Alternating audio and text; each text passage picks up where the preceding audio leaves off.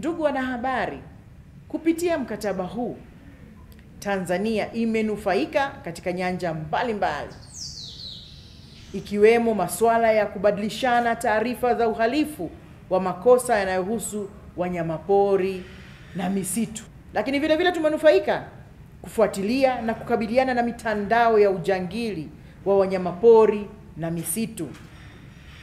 Vile vile tumeweza kufanya operation na doria jumuishi, tunaita joint concurrent operations, na mafunzo ya kukabiliana na vitendo vya uhalifu.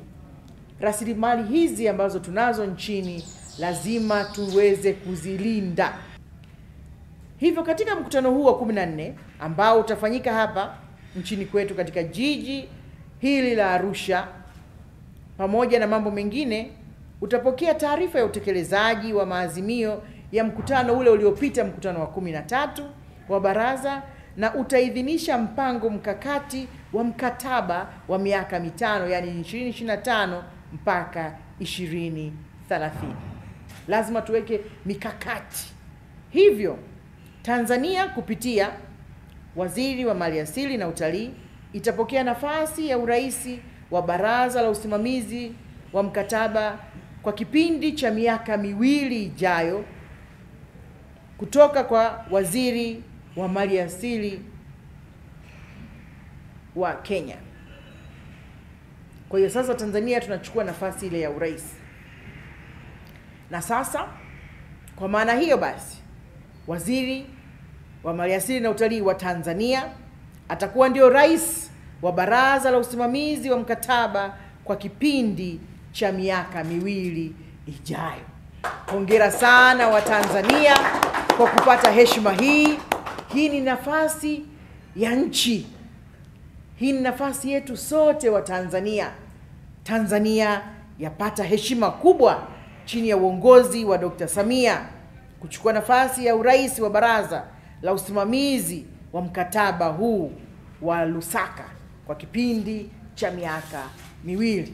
Na mara nyingi kunakuwa na vigezo na masharti. Tunapokizi vigezo, tunapokuwa ni nchi ya kuonyesha mfano, nchi ya amani, nchi ya utulivu, basi mambo yote haya mazuri yanapatikana.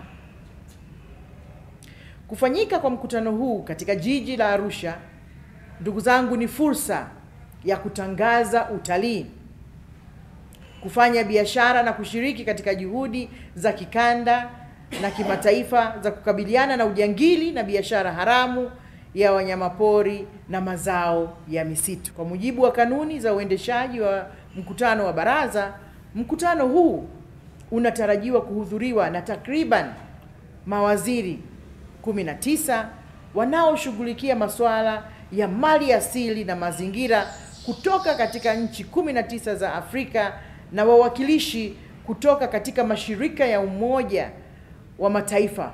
Mashirika haya ni pamoja na shirika la UNEP, UNODC, UNDP, Interpol, WCWG, na katibu mkuu wa mkataba wa kimataifa wa biashara ya wanyamapori na mimea iliyo hatarini kutoweka, yani CITES, atakuwa ni miongoni mwa washiriki wa mkutano huu muhimu. Aidha, Tanzania, Wizara ya Maliasili na Utalii kwa kushirikiana na taasisi zake zinazounda wakala wa utekelezaji wa mkataba wa National Bureau pia zitashiriki.